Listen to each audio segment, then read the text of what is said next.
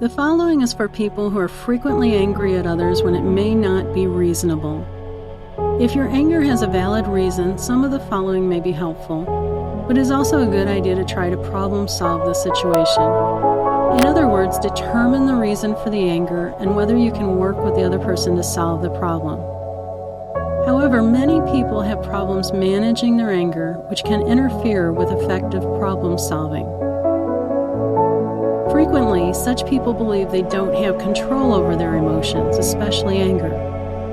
It's how I feel, I can't help it. And although this belief may be true in some ways, it is also very wrong. Certainly, emotions are what they are. Emotions are reactions to events. However, our perceptions of events can change. I once worked with a man with serious road rage. If someone cut him off in traffic, he chased that person down and forced them to a stop.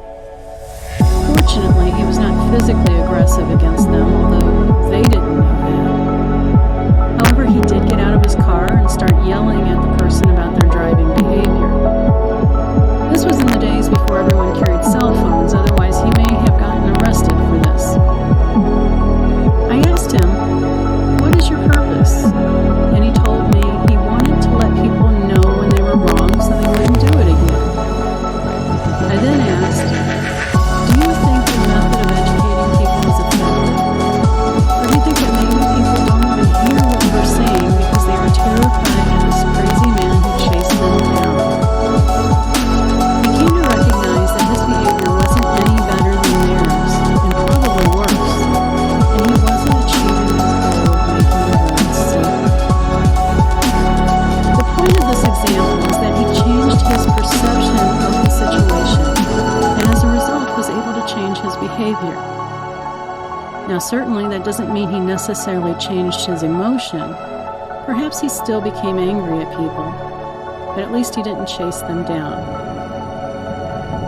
However, it is possible to change your perspective in such a way that you may not even feel angry. For instance, have you ever been angry about something and then realized you misinterpreted the situation or the intent? In such an instance, your anger may have disappeared once you realized you were wrong. In a similar way, we are capable of using the possibility of misunderstanding to help change our perspective. In other words, we don't have to know we are wrong. Instead, we can consider that we may be wrong and give the other person the benefit of the doubt. Let's look at a simple example based upon the guy with road rage. If he thinks that person cut me off because they are inconsiderate and don't care about putting my life in danger, he is more likely to be angry. However, if he even considers the possibility that they just made a mistake, he's less likely to be angry. Maybe that person just didn't see me in their blind spot. And if he considers that there could have been a valid reason for their behavior, he may not only not be angry, but he may feel very different. Maybe that person had to swerve over to avoid an accident that could have involved me. The point of this is that every one of the thoughts I just described are speculative, including his original belief that the person was just rude and uncaring. In other words, he has no idea which one may be true, or that the truth may be totally different from any of these possibilities. This illustrates that much of the time when people become angry, it is because of what they presume to be the truth. They don't always know what the truth is. Therefore, the first step in managing anger is when you are not absolutely certain, without a doubt, that your perspective is correct. You need to redirect your thinking. I don't know why that person cut me off. If I need to make an assumption, I can choose a positive one and believe that there was a good reason. By changing your perspective in this way, you are likely to reduce your angry reaction. This method works for all sorts of situations. No matter how well you know another person, you are not inside that person's head. You do not know all the reasons for another person's behavior unless they tell you. Most of the time you are making assumptions. And if you are making an assumption, you are choosing among many possibilities which assumption to believe. can begin by choosing a different assumption to believe. For instance, my husband is usually late. When we were first together, I assumed that he just didn't care about my feelings. However, I came to realize that he is a very social person who enjoys talking to people and loses track of time when he's socializing. And socializing to him can mean a conversation in the grocery store. Something that could take me 15 minutes to do might take him an hour or more. But it had nothing to do with how he felt about me. It was just his nature. By recognizing this, I changed my perspective and was less likely to be angry. In addition, if it was something important that I needed him to be on time for, I would let him know that. To change your perspective, you need to examine other people's behavior from their point of view, not just your own. A concept in psychology that we call projection is the tendency to attribute to other people the reasons why we would do something. For example, a person who tends to be dishonest is more likely to believe that others are dishonest. And vice versa, those who are honest believe others are likely to be honest. Or, in my example about my husband, my original belief was based on my own behavior. The only reason I would be late is an emergency. Therefore, my original assumption was that if there is no emergency, it is inconsiderate of my husband to be late. Projection is a natural tendency, a way to understand other people's behavior. However, it can very often be wrong. Other people don't behave for the same reasons you do.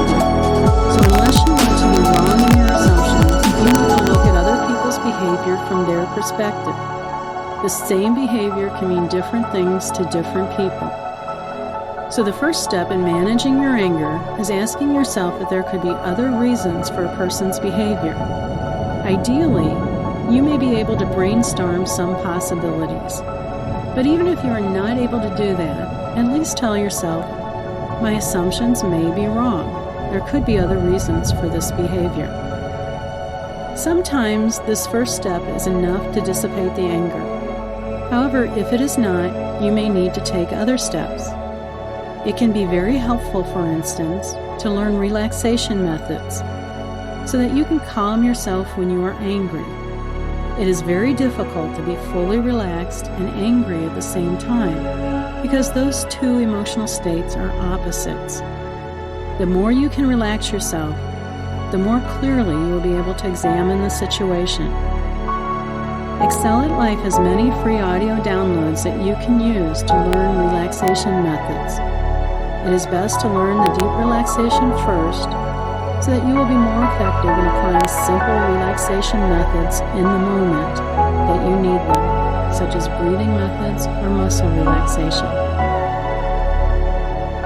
The next step, if you are still uncertain and angry, is to check out with the other person the reasons for their behavior. For some situations in which you may not have any further contact with someone, such as the example of someone's driving behavior, you may not be able to check out their assumption.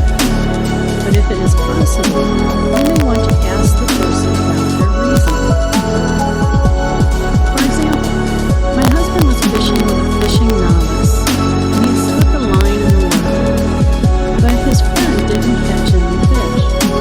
After a while, my husband gives him a different pole, saying, "You're not going to catch any fish on that, use this one." Many months later, when his friend went to go fishing with him again, he found out that the friend had assumed that my husband deliberately gave him the wrong pole initially. My husband said, "No, after seeing how the fish were biting, I knew that setup wouldn't work." If the friend had said something immediately, there may not have been any hurt feeling. To check out his assumption, he could simply have said, "Why did you give me that pole if I'm not going to catch any fish on it?" And my husband could have explained, "I thought you would catch fish with it, but I could see that it wasn't working, so I'm trying a different method." See how checking out an assumption can make a big difference. Unfortunately, if you wait too long to check out a person's reasons, not only do you carry around the resentment, but you are also likely to further justify your feelings.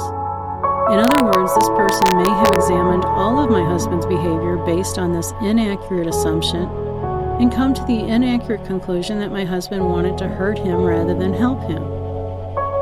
My husband's reaction to this was, "Why would I take you fishing if I didn't want you to have a good time and catch fish?"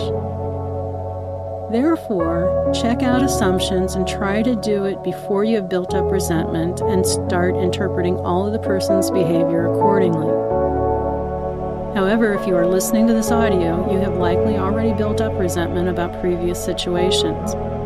And emotions reinforced over time are more difficult to change, even emotions based on inaccurate assumptions. This doesn't mean you can't change those emotions, it's just that you have to put more effort into it than simply redefining your perspective or checking out your assumption when a situation occurs. What can you do about long-term resentments that may be based on inaccurate assumptions? It is still helpful to check out the assumption if you can. If not, at least try to determine if there are other possibilities for the person's behavior. You can even check with other people you trust to get their perspective. As a therapist, this is often a big part of my job when I'm working with people who are overly sensitive to others' comments and behaviors. I help people recognize that there could be other reasons so as to give them a different perspective. In addition, if you've built up negative emotions about someone, you may need to deliberately create positive emotions. A good way to do this is the loving kindness meditation, which you can download from the Summit Life. This meditation focuses on deliberately enhancing positive emotions towards others. Once you have practiced the method consistently, you may find that you can use it in many situations. For instance, if someone cuts me off in traffic, I use one of the statements from the meditation, "May you be safe," to prevent myself from becoming frustrated. It is very difficult to genuinely wish positive things for someone else and to be angry at the same time. Those are different parts of our brain that don't interact well together. We can be angry or we can be loving, but it's difficult for both at the same time. Also, the compassion meditation allows us to view the limitations and flaws of other people from a more compassionate perspective. However, it is a more advanced meditation and should only be used once you are fairly skilled with the loving kindness meditation. Finally, another aspect of managing anger is managing what we call displacement of anger. For some people, when they are angry or stressed, they will take out these emotions on an innocent person who did not cause the problem. For example, the boss berates an employee and then that person lashes out at an assistant. I was bad at taking my stress home and being irritable with my husband.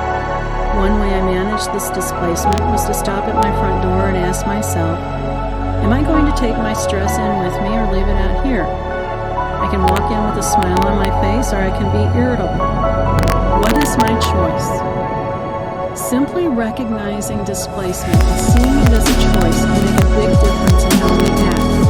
When we take responsibility for our emotions, we are more likely to take control of them. Instead of saying, "I can't help it, it's how I feel," making a choice creates the awareness in us that it is under our control. It is very difficult to recognize the choice and choose to be angry at an innocent person anyway. For most of us, that would create what we call cognitive dissonance, which is the discomfort caused by believing one thing but acting in another way. In this situation, believing we have a choice and still hurting an innocent person means we have to recognize that we are being mean to someone who doesn't deserve it. For most of us, that is possible. Therefore, recognizing a choice means we are more likely to not display our anger onto an innocent person. Usually the reason we take anger out on another person is because it is a powerful release of a pent-up emotion. Instead, find another physical release of your anger, such as punching, screaming in a secluded place, or intense exercise. By doing so, you can release the anger safely without hurting someone else. In summary, there are 5 things you can do to manage anger. 1. Change your perspective and your assumptions.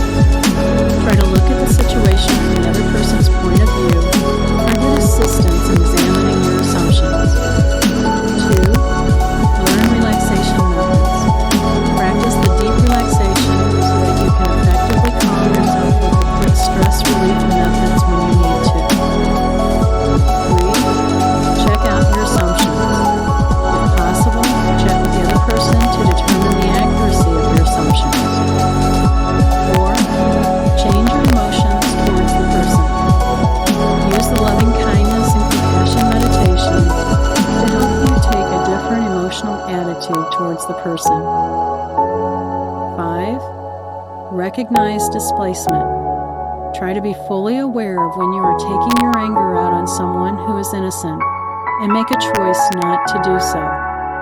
Find some other way to release your emotions. Learning to control your anger takes effort over time. It is necessary to practice these methods until you're able to use them in the moment.